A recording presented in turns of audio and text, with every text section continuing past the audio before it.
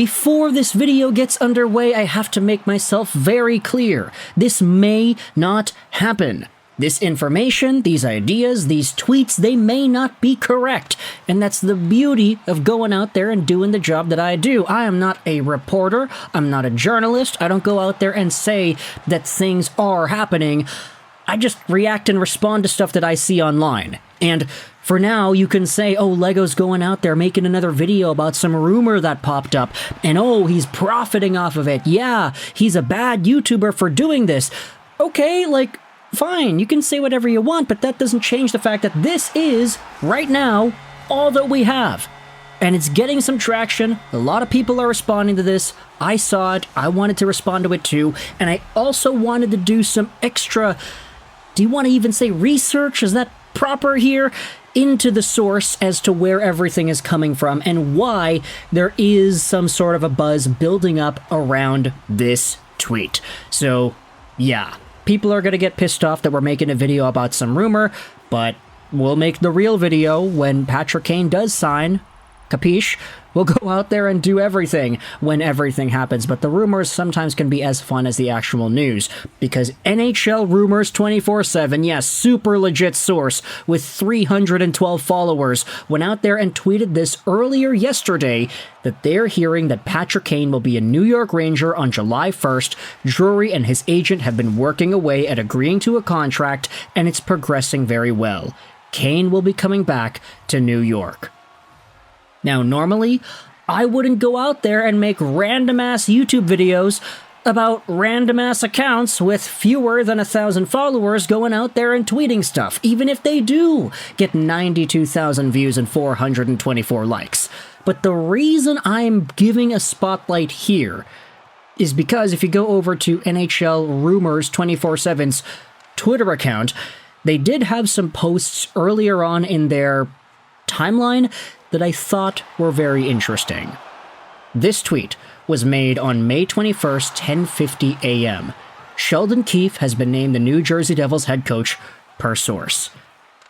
And the interesting thing about Keefe and the Devils was that 10:50 a.m., May 21st, actually would have been first amongst the series of tweets that later came out talking about how Keefe did become the Devils head coach. Take a look at RA. Spittin' Chicklets went out there and said this on May 22nd, 2 p.m. Here's a little nugget for you. Keefe will be the next head coach of the Devils. This was seen by a lot of people as, oh, RA's got the scoop. RA on Spittin' Chicklets making the brand legit. This was seen as a really big newsbreaker. But this tweet was posted a day earlier.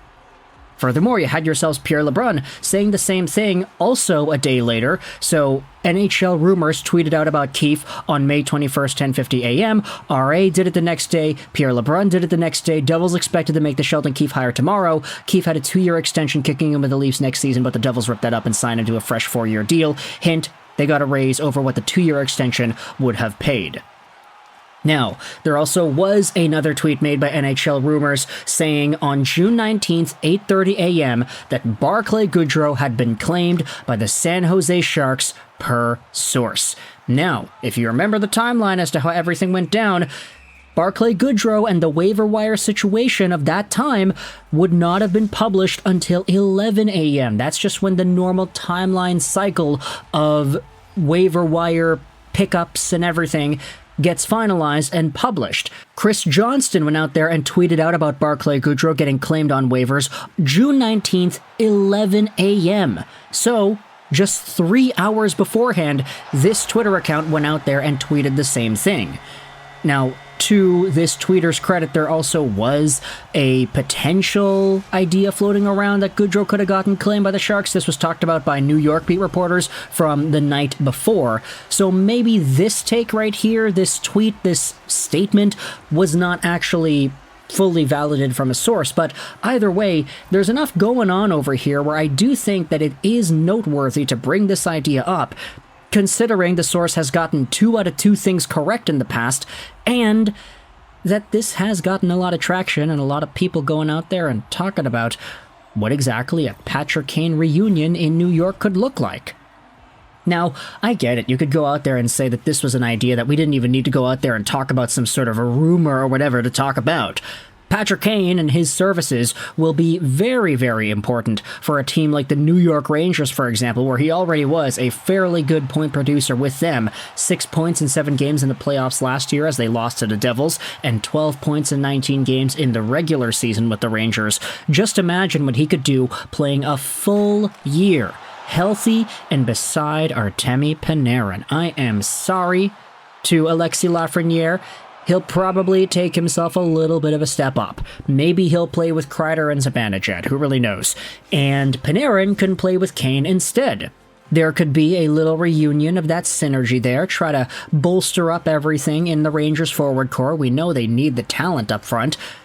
And so, when it comes to the idea of Patty Kane heading over, I mean, it all depends on the dollars, it all depends on what else is out there. I will say, because Barclay Goodrow got claimed off of waivers, and because Jacob Trouba looks like he may be on his way out, either via a buyout or a trade himself, the New York Rangers will have some money to play with, and if Patrick Kane is available for $5 to $6 million a year on a pretty reasonable length contract, then there's no reason for the Rangers to go out there and say no, especially if Patty Kane himself, Showtime, is choosing to go over to New York once more.